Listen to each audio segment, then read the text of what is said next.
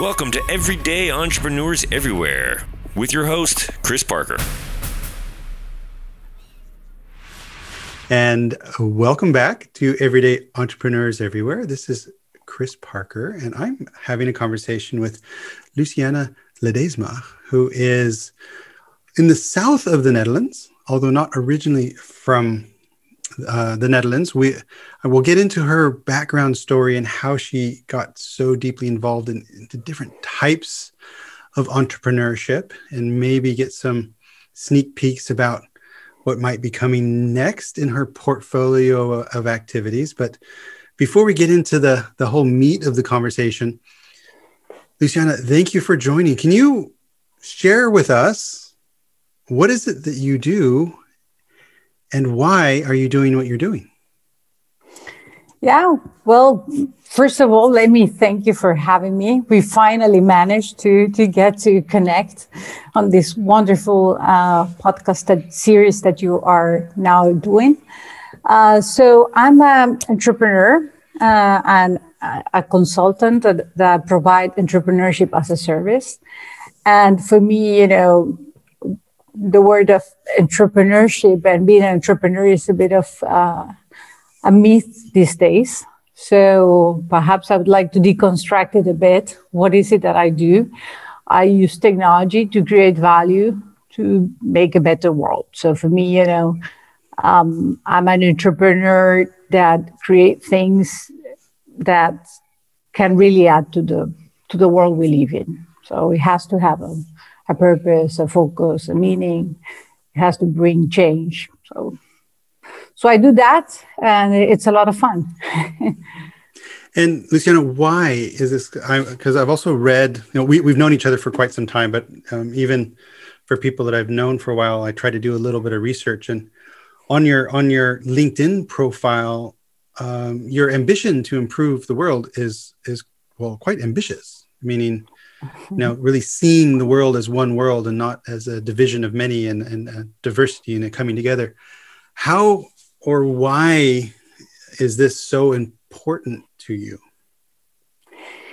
I think, this has roots back in the day, in my upbringing, so to say.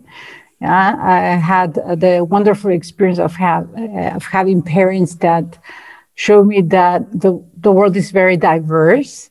In particular, my mom comes from, let's say, a background where, you would not expect someone that got that far as she got in many of ways of her life. And so I started to see that some of what we believe are differences are not really differences, are just different ways of doing things. And I wanted to learn from the different contexts. And I had that opportunity to do it from a very early stage through my family. And then,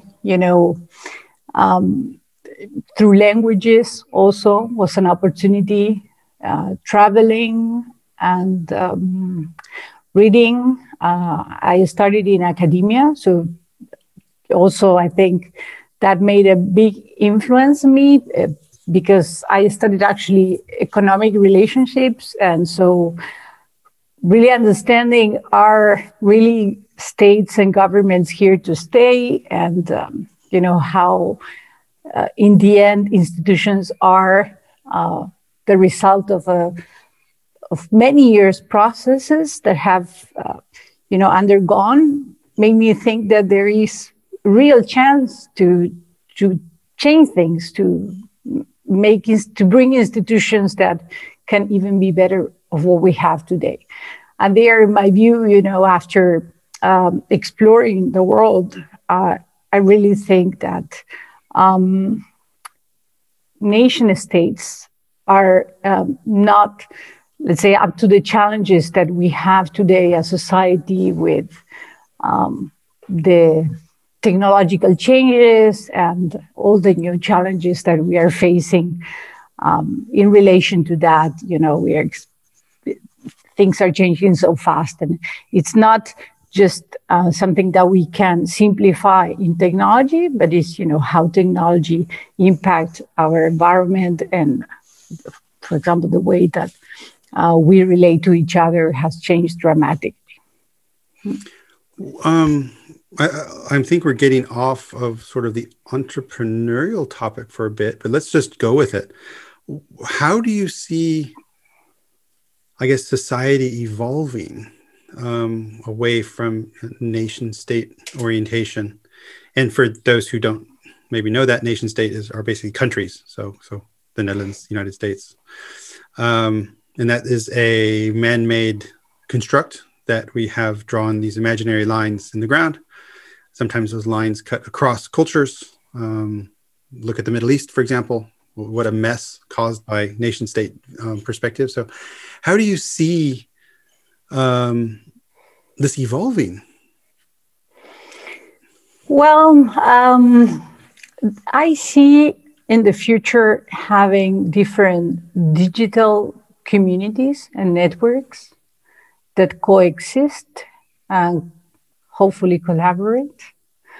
There is a long learning path in a way till we can, find that cooperation and, for example, deal with some fundamental issues that are coming up, like for reputation economy, yeah, or post-truth kind of reality. How do we know what we're talking about? Is it fake or not? These are new questions to us. But I think, before, if we go back in the days, we were limited to perhaps the village we were part of and that community that we belong, or a city. And now this has changed radically, right? We have a lot more autonomy in a sense, yeah, to choose where do we want to belong. And I think it's going to be very interesting from that perspective. We could create a lot of autonomy if we harness, the benefits of technology to create autonomy for the individual. Yeah, but that's not going to come automatically. There is a lot of thinking that needs to happen. Even, how do we keep democratic values? We have to evolve to probably a more liquid democracy, something that we can really, keep a choice open pretty much at all time and not to get to such a fixed things. Now, for me, it's not that far from my entrepreneurial journey, because with Tether, which is actually a product that we launched through Future Playgrounds, what we aimed to do was to build exactly a playground for communities to share knowledge and discuss. And here you can go to tether.ai or futureplaygrounds.com and read a lot more about our purpose. But I think what was powerful about that is to understand that we can be also active with information. We don't need to be just absorbing whatever comes to us. We can also create when we receive that information, and we could chunk that information. So Tether is software that is a playground for sharing videos, but part of it, right? You can actually, you don't need to share anymore a whole video. You can exactly point what part, and we would recommend segments that might be related to that specific segment. So this opens up a world of possibilities of navigating across different type of content without having to, let's say, stick to the narrative of the other person, but it's more like a dialogue. So, and you got me in a very special moment, because we have been working with my co-founder. He's a machine learning expert for almost a year. And we got very far with the development. We did some pilots, and we got some interested parties to continue with it and a license.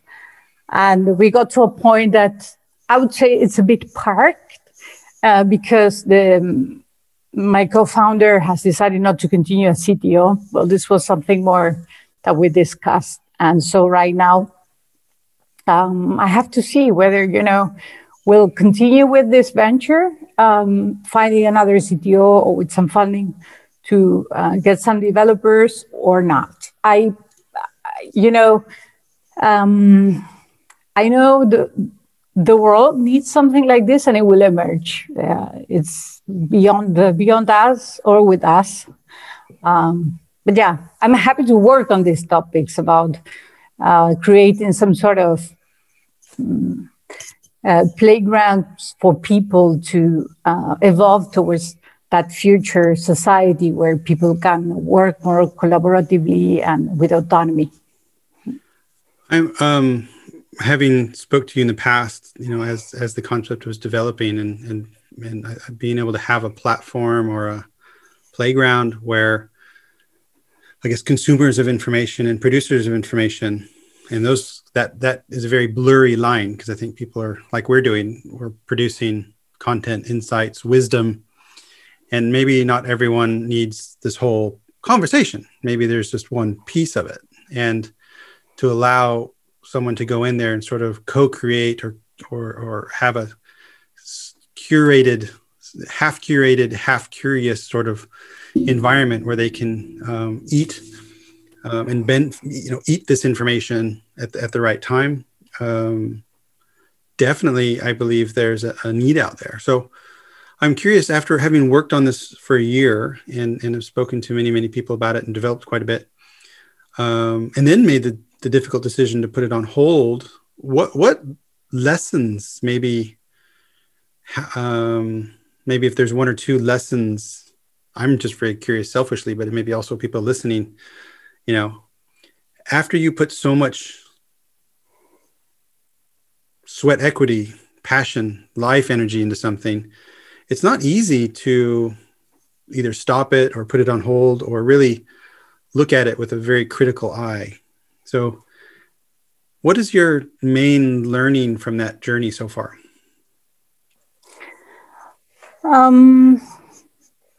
I think the main learning goes to speed of execution is critical, right? I think, and keeping a right balance between discussing ideas and executing them. And I think in many ways we were a good complement with my co-founder. Yeah.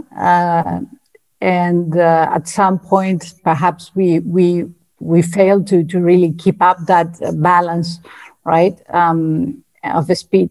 And then I personally saw another thing that was a bottleneck in our project, which was, I come from OpenEXO, where, everyone in the community is very familiar with the concepts of innovation, and they know everything is about execution in the end. We can share ideas, fantastic, but we need to do stuff to make things happen. And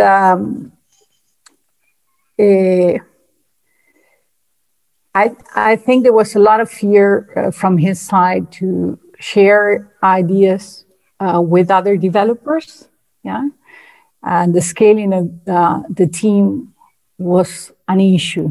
Yeah, at the beginning, he then kind of be like, yeah, but we're not going to give equity, right? Okay, we get the money, we buy, but there was something more fundamental, right? So there, the learning would be for me, well, to really support as much as you can your co-founders, if they, to really take a leap out of their comfort zone, because that was for him getting out of his comfort zone. Yeah. So, and I'm very grateful that we have worked, because I also learned a lot from him. Right? It was an amazing journey, because probably, I would have been all execution, yeah. And in that sense, I think that's where the balance came from. So, yeah, just to. I'm curious if, and in the OpenEXO community, which we'll talk about very soon and explain more what that is, I'm curious what your definition of EXO and OpenEXO is, but let's get there in a moment. We often talk about different mindsets as far as abundance mindset and scarcity mindset. And it sounds like what you were experiencing was a bit of a clash of these paradigms. How do you imagine, or could you advise for people that are coming together on, venture creation and starting an initiative together to make sure that they have that same, or do they need to have the same? Maybe the balance between abundance mindset and scarcity mindset is healthy, or should you tend towards one or the other? How would you reflect on that, and how would you discover what someone's mindset is, if that's even possible? Yeah, well, perhaps I should say how we met with the co-founder. We were part of a program. We were quite a few people, about 70 people. Half of the people had a business background. The other half had, more a technical background. Not everyone came into a team. We explore. I would say,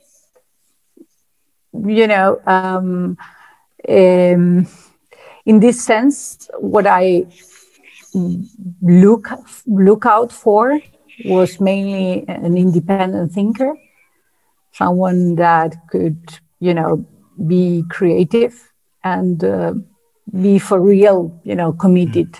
Yeah, those were the parameters I used at the beginning, and I'm really confident that Janas really meets those standards. He is very, very smart and such an independent thinker and broad in his view. And I realized that also, I wanted not to be so, how would you say, pushy on the abundance mindset, because this for someone coming from a technical background, it sounds a bit odd. Of course, some of us also have a technical background, but what I mean is like when you are day-to-day building software, for example, right? As opposed to thinking, about where a business could be and this sort of things. So right now, I don't have really the answer, but I can tell you that I am pretty much determined to continue experimenting on this to bring people. I think for me, I did some, I put a lot of patience and love into showing what it meant. And I think the main principles for defining the vision were very intuitive for him to understand why, I don't know, we had to use an open community kind of approach. But then from that to say, let's do, a community of developers with us is a different thing. Yeah, it was easier to say, well, it would be good if the abundance of content will come from people. These things were okay, but then executing, and I think the key is it's not just that what you build has to be, per se, probably having that spread to have a lot of abundance or bring a lot of abundance, but also it has to be executed. In a way that you create resources from things that you would not expect. And I've had times in my past where we've used different sort of lenses to select people. Even to like, we need to be able to have a beer with this person, or you need to be able to communicate. And in hindsight, the conversations that we had, perhaps a little bit not enough, it was, why are you here? And where might we be going? because in one case, when I was working with a couple guys who were, ex-National Security Agency, they attracted a lot of privacy activists as well. So we ended up having three camps. There was these guys who were constitutionalists, and all three camps were the same, but we were just pulling in the opposite directions. There was guys who were constitutionalists who wanted to do things within the law, but that's not a privacy activist. That's a different thing. And then we had privacy activists, and we had some commercial people that wanted to actually make this into a venture. And in hindsight, if we would have been, it's always 2020, if we would have been a little bit more clear to ourselves on where we are going and what we would need, maybe we could have avoided some of those conflicts. So, but it sounds like what you're talking about, as well as one of the EXO attributes, which is staff on demand. And so to get really into that point of, if we're going to use a community of developers to do the work, in that, one of the 11 attributes of an exponential organization, it's staff on demand. Do you think maybe you did walk through the EXO canvas with your co-founder and other people working on it, that you would have been able to trigger some of these ideas and opportunities and come together more, or was that not part of the process? There were some times, but at the very beginning. So perhaps as a refresher, it would have been nice to bring it on later on. I think, I was openly referring to examples and things like that. But to be fair, also for the journey we went through, I don't think it can be oversimplified to, just that we didn't, let's say, scale the team. There were things, and I would say everything was a shared choice. Yeah, I mean, we were really, so I take ownership also of the fact that we got to a point that it was making more sense to say, okay, we have an interested party and you don't feel you want to continue being the CTO, and then, okay, then this is what we're going to do for now. We're going to give this software to a community that's running, and then we'll see if we want to retake later in another format. So, because I think it's very hard to isolate. I like to reflect on things, to learn, but I also think that, there are some learnings that, are not the only things to look out for. I think there was much more in the experience that I take with me, and I'm super happy. And I know it's hard to think about it, because it's like, if it's like, oh, but you invested so much, and you thought you would be there, and you're here. Yeah, but I feel energized because I was doing what I wanted, because I know now what not to do. And, I have some ideas on how to do it. So, for example, I mentioned the speed of execution. This is not something that, it has to be successful. Yeah. I just think that for me, specifically, I would need to go faster. And this, I'm thinking, when I said experimenting, about structuring a process where we could test out ideas faster. Yeah, and that's kind of a process, and that is something I'm taking from the EXO sprint model, so to say, because I think one of the beautiful things about the EXO model, apart from being the EXO model, is really, you have a coach, you have a specific time frame, you have certain assignments, and the process somehow takes you there. You might end up with some difference here and there, but it's inclining you towards getting a result in a certain specific period of time. So I would like to, my next venture have some sort of, let's say, boundaries, or, define a bit better the playground from that perspective. So you mentioned, I love the reflection, the vulnerability, because this did not go the way, like when we spoke a year ago, you were literally a bit more sparkly about this project because it was the beginning and it was exciting, and you've gone through so much. So thank you for sharing so openly. You also just mentioned the EXO sprint.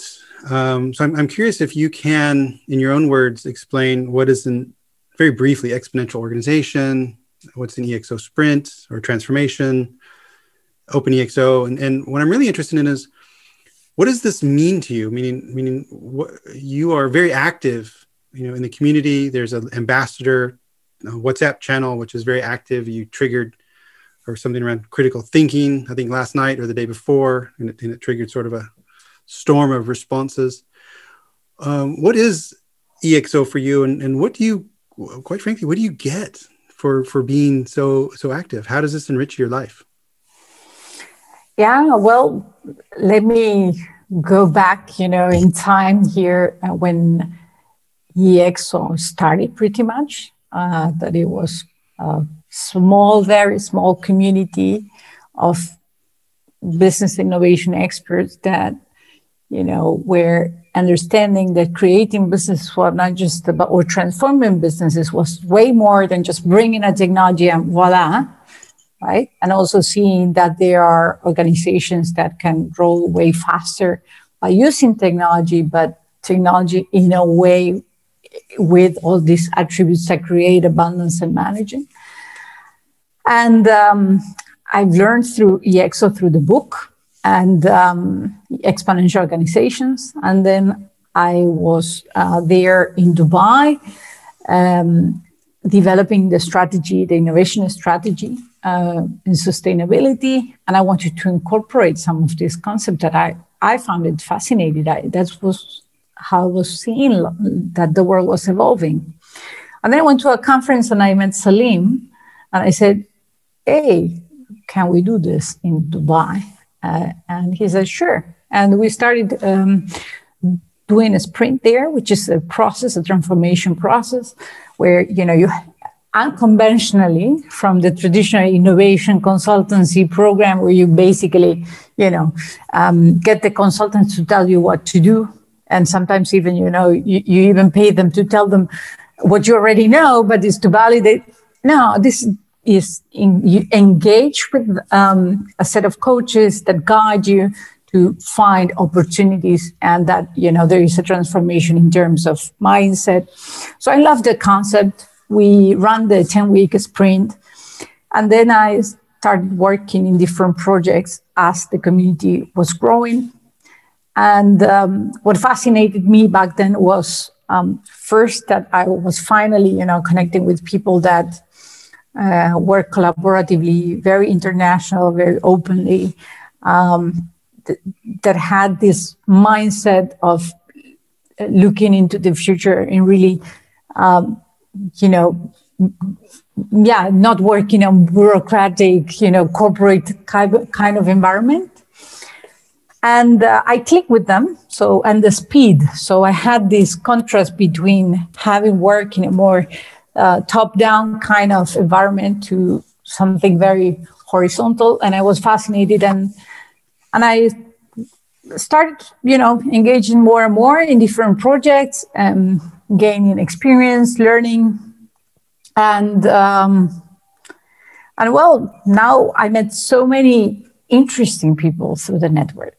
So for me, OpenEXO, it's really a place to meet wonderful people with amazing stories, ideas, and that are very, I would say, connected with not just the mind, but, somehow the heart. Yeah? But they want to, they believe there is a different way of doing things from what we have known before. Even if, they have, perhaps not all of them have, let's say, made a lot of things, but they are committed to really, I call it kind of a new philosophy of action. I call it like this. I think Salim at some point referred to it in the book, like philosophy of action. I see the abundance mindset as a philosophy of action. And so, and then it's always fun. It's hard for me to, really get track of this community that has boomed, has grown so much lately. But what I do is I do take advisory calls, even, perhaps sometimes they are not the most economically rewarding, or they are in the middle of things that I'm doing. But at the same time, I make the time because I want to continue connected with people in the community. And I think it's great if I can, make a small contribution, sharing some thoughts, like the critical thinking that you mentioned. It's for me, it's also a learning journey, right? So it's good to share with others. Yeah, well, let me jump in, and people can learn more about what we're talking about by going to openexo.com. There in the certifications, there's a foundation course, which is free to take. It's a series of videos that explains all this. And there's also two books, Exponential Organizations and Exponential Transformations. Read them in that order. If you want to be certified, get the foundation certification from OpenEXO. I think it's like a $50 fee. The course is free, but if you just want the paper or the certificate, then there's a certificate fee. And then there's a series of other certifications that you can take all the way up to, full sprint coach. And if you're a member, you can also put sort of your needs on that marketplace for advisory calls. And that's what Luciana was mentioning. And depending on the type of expertise you need, you can sort of categorize it by, whether it's for everyone at the foundation or you need a certain consulting certificate. And then people like Luciana and myself respond and saying, yeah, I can help you out, or maybe just give you tips or pointers or connect you, or actually jump on a call for an hour or so. And for me, it is really a beautiful community of not only thinkers, but also givers and doers. It is a collaborative group that's, helping each other out. This is part of the OpenEXO series of episodes. And so if you go to the show notes and you click on the OpenEXO series, you'll see all sorts of other people from the community that have been kind enough to jump on the podcast and sort of share their vision. So, but go to openexo.com and discover more. So Luciana, coming back to yourself and starting the journey to wrap up, I'm curious, what about the future? Meaning, you've got some things coming up in May. Well, you've got a birthday coming up, which is significant, and then you have a new addition to the family coming up, and undoubtedly new business venture. So, what is the future looking like for yourself? Yeah, I think we should do a before 40 and after 40. No, that's just a joke. Yeah, in 10 days I'm gonna be 40. Less than 10 days, actually. And it's a time of thinking, reflection, but that's myself. So I usually do that. And I'm already thinking about my next venture. I can mention I've been exploring in the space of biodiapers, and that connects with perhaps what's also coming ahead of me. So I'm going to become a mom. So it's obviously, a big change. And when I started reading about those things, some might look for, okay, what do I do? I was kind of concerned, all this pollution is going to be happening from this. So I said, perhaps, we can enable pollution-free start, at least for our babies. So I explore quite a bit and technology and all that. I think, but perhaps other people don't know, I'm very close to Jack Sim, who's Mr. Toilet. He's very willing and supportive on this project because he had been also trying to look for solutions on female pads, and pollution that is caused by female pads in countries like India. But I have not decided yet if it's going to be this. There is also something related also to environment, which is more like a marketplace. After all, if we remove all these sort of boundaries of nation states, I think we are all planetarians. And I was thinking about some sort of e-commerce platform that focuses specifically on planet-friendly products. But also, who knows, maybe on health there, I do have, I have been an evaluator for startup grants in the European Union for 4 years, almost 5 years now. This is, starting the 5th year. And so I'm very aware of what's happening in e-health. And obviously has become evident that it's a big need in humanity to have access to good health, to have coordination, to use technology to make it faster. And I also had a lot of firsthand experience with health and what it means. At some point in my life, I was very sick. And so I come from a family, my mom is a doctor, my sister. So somehow, it seems to be at some point that will be part of the journey. But I'm taking my time, I'm taking my time, and I think it's also good to do that. Some friends, that know me very well were laughing because for you taking time is, already being thinking about what's next and doing stuff. But and in the meantime, I continue taking some consultancy work, which is always very, very enriching. I realize I prefer, in the end, to really, create the stuff and be an entrepreneur, but also the coaching role, the trainer, the consultant, can bring you a lot of good things. In particular, the coaching role, it makes you think about the other all the time, and you leave your ego on the side. So I actually love it. So I'm doing some consultancy in the meantime till I basically say, okay, this is what I'm gonna do, and this is how it's gonna look like. And probably in that journey, I will do a lot of writing. A lot of writing, blog writing, book writing. What kind of writing? I guess book writing. I like book writing, but I want to work collaboratively. So not to write only by myself, but perhaps invite others to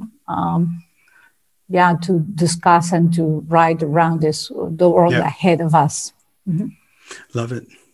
Luciana, thank you so much. Again, it's been a very interesting conversation, looking a bit back and looking at today and also the future. Congratulations on the new coming member of your family, and also for your turning 40.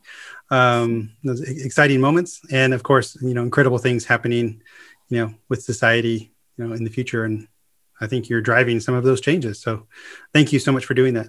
You also mentioned you're an entrepreneur, as a service and available for coaching and consulting. So in the show notes, we'll put a link to Luciana's LinkedIn page. You can find her there. Thank you so much. It's been a delight. Thank you. I really enjoyed it. Thank you. Thank you for listening.